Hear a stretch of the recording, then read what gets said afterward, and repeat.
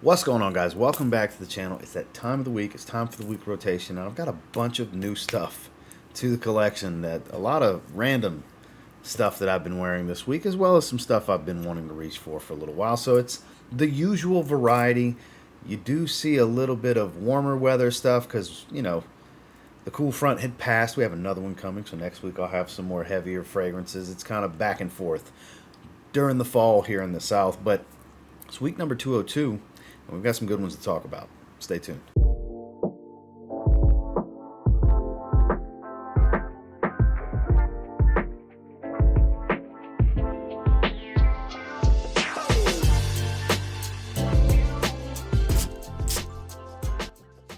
Starting off on Sunday, this is one from Antonio Banderas that I know they have a new flanker that I'd like to check out. I haven't really looked at it. I've seen a picture of it, but I'll tell you what, the Eau de Parfum for the Icon is quite good. It really makes me want to check out the Eau de Toilette as well as the newest flanker. So this is an Iris Suede fragrance.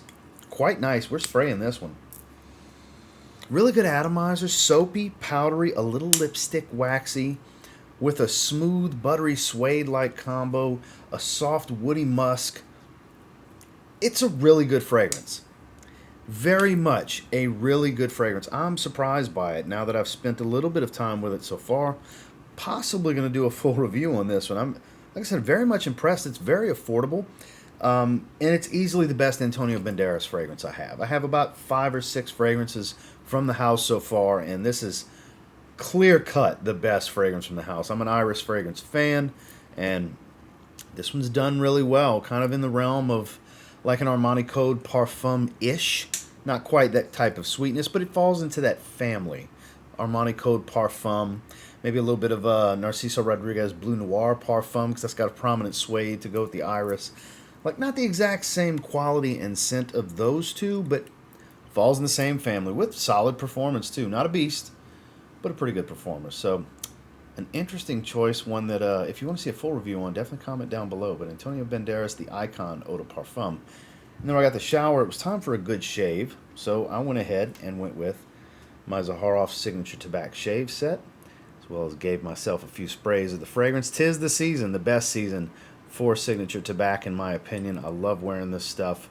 You don't need, there's a great restrictor here, so this splash goes a long way. I've used it a lot for that dent to only be yay big. It's because it's a great restrictor in there. But as far as the fragrance, aromatic, leafy tobacco, kind of herbaceous, with a little bit of booze, a little bit of sweetness, a little bit of woods. Like, you get subtle nuance of all the different things that make for a good tobacco fragrance in one bottle with really good performance. That if you spray heavy, it can be overwhelming. But if you're, moderate, 5 to 7, I would say 3 to 7 sprays. Depends on you. You know what I mean? Some people say, oh no, spray this 20 times.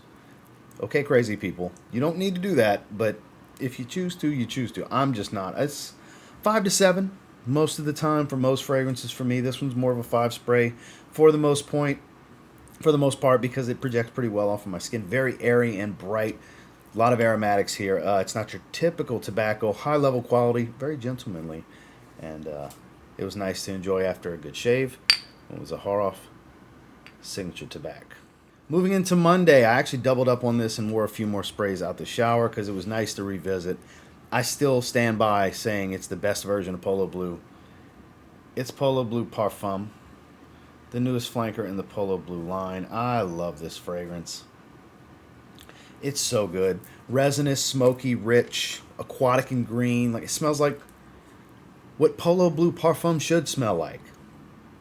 I love when they do these right. They didn't do Polo Red Parfum right. It barely smells like Polo Red. It smells a little bit like Polo Red early on, but it kind of turns into its own thing, absinthe and iris and all that good stuff. It smells nice. It just doesn't really smell all that much like Polo Red, whereas this, no denying, this is Polo Blue. Great flanker.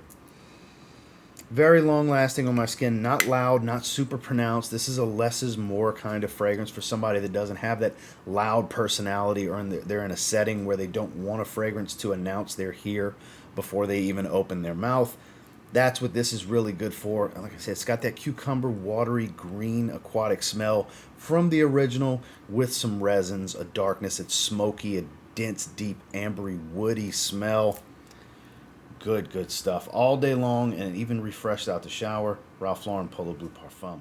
Moving into Tuesday is two that are new to the collection. One that's a straight up hype beast that, you know, I've been going back to a couple times a week so far. I did a full review on. It's Rasasi Hawas Ice. This fragrance is really good, guys. I do think the original Hawas is a little bit better, but small margins here, guys. Small margins. You do smell Hawas in this. You smell Invictus Aqua 2018. There's a little bit of a cool minty tone at the top, but not a lot of it. Not so much like a spearmint gum or anything like that. It's not heavy mint, but you do get it early. There's that bubblegum aquatic smell. Don't get me wrong, there's not that much ice to Hawas Ice, but it is a beautiful freshie that performs really well. I think it's a great release for them. I know a lot of people don't want to spend what it's going for right now. I didn't hesitate. I did a pre-order on it because I really wanted this, because I love Hawas, and I anticipated really liking this, and that's exactly what happened. I keep going back to it. My wife really enjoys how it smells. I love the way it smells. I want more people to get their nose on it. It's good stuff. Hype justified, in my opinion. Check out my full review for more details beyond what you're getting here. But scent of the day was Hawas Ice from Rasasi. And then when I got the shower, this was a very, very pleasant, super cheap steal from TJ Maxx that I picked up. This is Dunhill Driven Eau de Toilette, also known as Dunhill Driven Blue. I got this 60 ml for $15. I also got the Eau de Parfum, the black bottle, for $15. Straight up steals. This is a beautiful, juicy citrus, a little woodsy and green. Sharp, juicy lemon. The lemon in this opening is just magnificent. Chef's kiss kind of stuff. The lemon's beautiful for a $15 fragrance. That's wild. It's definitely way cheaper in the rack stores than it is online. I checked. I'll have a link below. It is cheaper if you can find it at TJ Maxx. But it's not, it's still very affordable. It's a Dunhill fragrance. Still very affordable from discounters online. But I'm impressed. I like this one so much more than the Eau de Parfum, which they're totally different fragrances. I've seen people comparing it to Boss Bottled, the Eau de Parfum. I get where they're coming from. It doesn't have the sharpness and as much spice, really. But I kind of get where they're coming from with that one. Whereas this, just a beautiful lemon, fresh green, clean and woody. I mean, it's generic, but it smells really, really good. For the style that it falls under, it's quite nice. Out the shower, the very impressive $15 pickup, Dunhill Driven Eau de Toilette, Dunhill Blue. Moving into Wednesday, I have to say this is growing on me more and more with every single spray. The new YSL Myself from Yves Saint Laurent. It's good stuff. It's good stuff. I could see how it's boring and generic for some. People keep talking about the citrus. I get more of the orange blossom than a load of citrus. It's what I smell. It does have a little bit of a slight earthy, spiced tone. The way the orange blossom comes across on my skin with a little bit of a musky smell to it. I quite like it. Definitely get plenty of orange blossom. Plenty. It's a slightly different orange blossom from what I've come to expect from a lot of other designer fragrances that prominently feature orange blossom. So it's a very specific oil that they're using because it doesn't have that same kind of orange blossom that I get from like a Nico's Sculpture, a Montal Wooden Spices, a Parfums de Marly Altaire. Like, you would think it kind of tied to those somewhat. Not really. A little bit different smell. Like I said, I get more of a earthy, woodsy, spicy, musky kind of smell from it. And oddly attractive. Another one that the wife is a big, big fan of. I see people coming around to this one more and more on social media, and I'm right there with you guys. Was a little underwhelmed the first time I smelled it, but every time I spray it, I like it more and more and more. I think this thing's going to do pretty well in the long run, and they're probably going to have quite a few flankers, and we're all going to end up enjoying them. I'm telling you the future. But first full wearing, it was quite nice. It's getting better and better. I've done several test sprays, but the first full wearing was very enjoyable of YSL Myself. And then we had the shower. We had somewhere to go. We had something we were doing. Wanted to, tighten up on the shave and everything. So had a good shave and went with a vintage Nautica shave set of the fragrance and the splash. I forgot which soap I used, but this is like from the 2000s range. This is the old style, back when the glass was green, different Nautica font. No spoilage whatsoever to the aftershave. As you can see, I use it, a decent amount of times. And the top note's a little spoiled. This is, 20-plus-year-old bottle. top note citrus is a little spoiled, but after like 3 minutes, it gets floral, aquatic, woodsy. It just goes to show that Nautica Classic is a shell of what this was. This was a much more deep, rich, and better performing fragrance. This is like a 6-hour fragrance on my skin. Nautica Classic is 2 hours if I'm lucky. But I do enjoy both. But yeah, it was nice to revisit. It's been a little while since I did this combination after a shave. So out the shower, vintage Nautica. Moving into Thursday, I was so excited. After doing my first impressions live stream, I was so excited to do a full wearing of this fragrance. The juicy plum smell, soft powdery floral tone, just a soft powdery touch with a slightly creamy woodsy spice. The new release from Maison Daba, this is called Silent Night. Oh man, is this a good one. Oh man, is this a beautiful niche fragrance. Perfectly unisex, it just launched. It's not overcomplicated, it's not super deep and complex, but it's well composed, it's smooth, it transitions harmonious. It's very harmonious the way it goes from top to heart to base. Smooth, great performance, great CIs. It's a good one. Nothing challenging, but still pretty unique. You know, I love that. Mass appealing like it's going to appeal to a lot of people, but not mass appealing like generic and smells like a bunch of other things. So I want to make sure I'm very clear about that because I'm digging this. This is fantastic. I'm loving it. It's probably going to be in the rotation again next week. They did such a good job. Because look, Sovereign, their first release, really good. Dry, woody, oud, coconut, rum. Very unique oud fragrance. Very wearable. But this, I could wear this every day during the fall and winter. I mean, I won't. Obviously, I have tons of fragrances. I'm always testing stuff.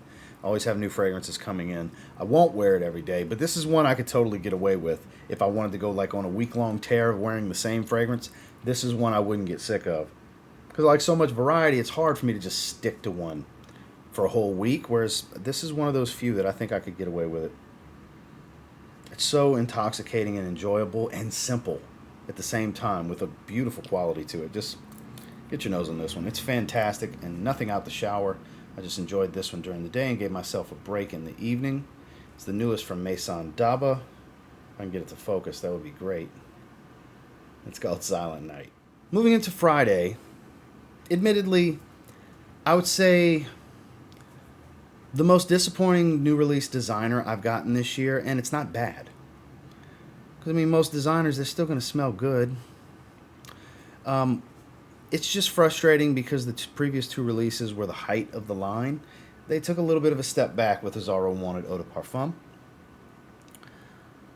But it doesn't smell bad. It still has some of their typical sweetness here. It's a little spiced and earthy woodsy. Almost like a earthy vetiver kind of smell to it. I don't even remember the notes. I don't know if that's necessarily in there, but that's what it smells like to me. Easy to like, but when you're looking for something new or an improvement versus the last release or last several releases, that's where the disappointment comes in. It's not, like I said, it's not bad. It's not a bad fragrance at all. It's just kind of average when you look at the Most Wanted and the Most Wanted Parfum. It's like, this can't touch them. Not to me. And look, some of you watching this, you might be like, man, you're crazy. I love that fragrance. Totally get it. I mean, there's going to be people that are going to love it. It's not bad. I enjoyed wearing it. It's just so different. It's so different. There's like a roasted smell to it in the top and everything. Bottle's badass looking, kind of like the Free Ride bottle, but more of a matte finish. The Wanted Free Ride was just a limited edition bottle of the original, but it's not bad. I keep saying that, but when I look at the big picture of the designer releases from this year, and I got a good bit of them, like a lot of them, the majority, I would say. This is the only one that kind of underwhelmed me. YSL myself was bordering that, but it got better and better and better. And I've done a full wearing with this one, and it did get better, but I don't have the same level of appreciation growing for it the way I do with YSL myself. So, I would say this is my most disappointing designer release of 2023. Pains me to say it because I love Azzaro as a brand, as a house. And I absolutely love the Wanted line, especially the last two releases, but I got to call a spade here. So it was kind of disappointing, but I'm still giving it a chance. Again, not a bad fragrance. Just not a really good one either. During the day, didn't wear nothing out the shower. The newest release in the Azzaro Wanted line. It's Wanted Eau de Parfum. And finally on Saturday, what I'm wearing currently. I recently did a live stream, like literally 2 days ago, with my buddy Justin, ranking our 7 favorite Roja Parfums fragrances. And we both had the same number one to a certain extent. This is his actual number one. All three versions I put at number one, but Roja Parfum's Oligarch Eau de Parfum. So this is Justin's personal favorite from Roja Dove. I get to focus. This should be there we go. So what's the difference, some of you may be asking, versus the Parfum? Parfum's denser. It's a sweeter citrus. It's very bright and vibrant here. The brightest of the three. Isola Blue smells just like the Parfum, just not quite as dense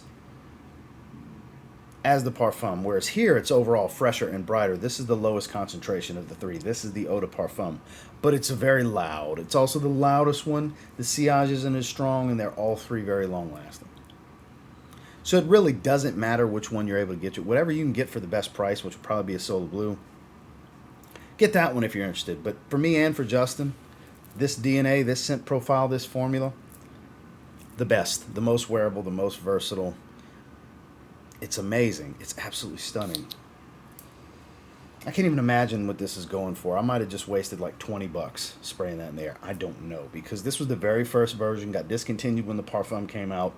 Then the Parfum got discontinued almost immediately because of the war that came out, because of the name. They pulled it. Then less than a year later, they rebottled, re-released the Parfum as Isola Blue, changing the name and not tweaking the formula. So this is the hardest to find of the three. So I don't even know what resellers are charging for this. I might, like I said, I might have sprayed $10, $5, $15, $20. I don't know into there. I don't care. I'm spraying it because I enjoy it. It's a beautiful citrus, sweet, bright, green, juicy citrus. A little sharper here with the Eau de Parfum versus the other two. The coconut doesn't really jump out to me. Do get a little bit of florals, but mostly this bright, woody, clean smell. But the main thing for me, the biggest takeaway, is the sweet citrus smell. That's what makes it so freaking enjoyable. There's a thick aroma, juiciness to the citruses in the top, and they stay for a pretty long time. It makes this scent super, super attractive. So during the day, it was nice to revisit, because it's been quite a while since I wore the Eau de Parfum. Let me get it to focus. There we go. Roja Parfum's Oligarch Eau de Parfum. And then when I got the shower, I do want to switch it up tonight. So since we just talked about it and I just smelled it, I'm going to go with this tonight. Dunhill Driven Eau de Toilette, Dunhill Driven Blue, whichever one you want to call it. Speaking of citrus, we're going to go from a sweet, juicy citrus to a very sharp, juicy citrus that's not quite as sweet. More citric and acidic, I guess you could say. We're going to spray it. It's such a good fragrance. It really is. This is such a good fragrance. Check your TJ Maxx's. Blind buy this for $15. Just roll the dice. This is such an enjoyable freshie. So, yeah, I'm going to be taking my shower here shortly, and when I get out, Dunhill Driven Blue. Well, that's this week's past rotation, and until next time, do me a real quick favor. Go ahead and like, comment, subscribe, because I do appreciate all the feedback, and I love hearing from you guys. What'd you guys wear this week? Sound off in the comments. I love reading what you guys have been wearing. It's my favorite format and my favorite set of comments to read every single week. And until next time, I will say, if you get your hands on any of the ones I wore this past week and you give them a spray now, pretty good chance you'll thank me later. Have a good one, guys.